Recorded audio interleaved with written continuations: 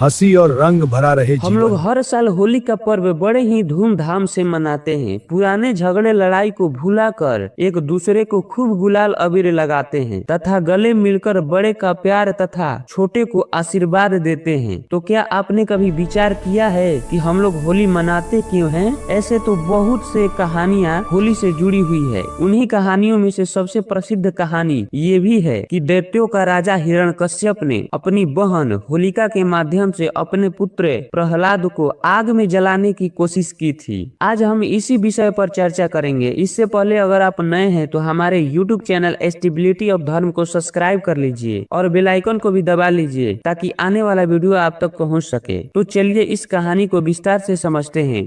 बहुत ही प्राचीन समय का बात है। दैत्यों का एक अत्यंत शक्तिशाली राजा जिसका नाम हिरण्यकश्यप था, जो बहुत ही क्रूर और बेरहमी था। उसे भगवान ब्रह्मा के द्वारा यह वरदान मिला था कि उसे ना कोई मनुष्य मार सकता है, ना पशु, ना दिन में ना रात में, ना घर के अंदर ना घर के बाहर, ना अस्त्र से ना शस्त्र से। इतना वरदान पाने के बाद उसके अंदर अहंकार आ गया। वह समझता था कि अब उसे कोई नहीं मार सकता है। ये समझकर उसने धरती, आकाश, पाताल हर जगह तबाही मचाने लगा। देवताओं को हराकर अपने आप को भगवान समझने लगा। उसने अपने राज्य में आदेश दे दिया कि अब कोई विष्णु का नाम नहीं लेगा, केवल मेरी पूजा होगी। पूरे राज्य में भय का वातावरण था। लोग डर के कारण उसकी आज्ञा मानने लगे। लेकिन उसी के पुत्र ने, जिसका उम्र 7 वर्ष का था, निडर होकर उसी राजमहल में नारायण का जप करता था। प्रहलाद बचपन से ही भगवान विष्णु के परम भक्त थे। गुरु के आश्रम में जब उन्हें राजनीति और युद्ध कला सिखाई जाती थी तो वे बच्चों को प्रेम, सत्य और भगवान की भक्ति का पाठ पढ़ाते थे।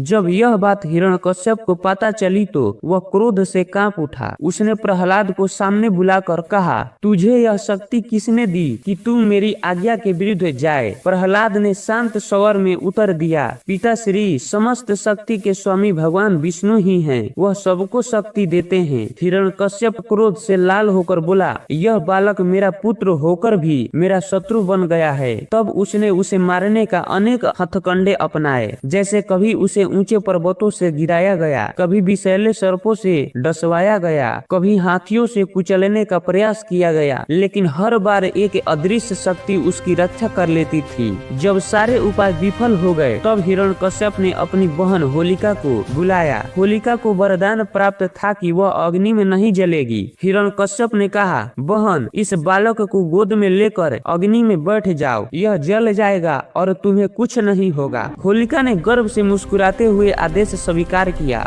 होलिका प्रहलाद को गोद में लेकर अग्नि में बैठ गई। अग्नि की लपटें तेज होती गई। तभी चमत्कार हुआ। होलिका, जिसे वरदान था कि वह आग में नहीं जलेगी, वह अग्नि में जलने लगी और प्रहलाद अग्नि के बीच सुरक्षित बैठा रहा। कुछ ही क्षणों में होलिका जलकर भस्म हो गई और प्रहलाद अग्नि से सुरक्षित बचकर बाहर निकल आए। यह दृश्य देखकर पूरा राज्य स्तब्ध रह गया। सबने समझ लिया कि सच्ची शक्ति अहंकार में नहीं बल्कि भक्ति में होती है। इस प्रकार राज्य के सभी लोगों ने खुशी से झूम उठे और एक दूसरे पर रंग अबीर का बौछार किया तथा उसी समय से होली को पर्व के रूप में हर साल मनाया जाने लगा।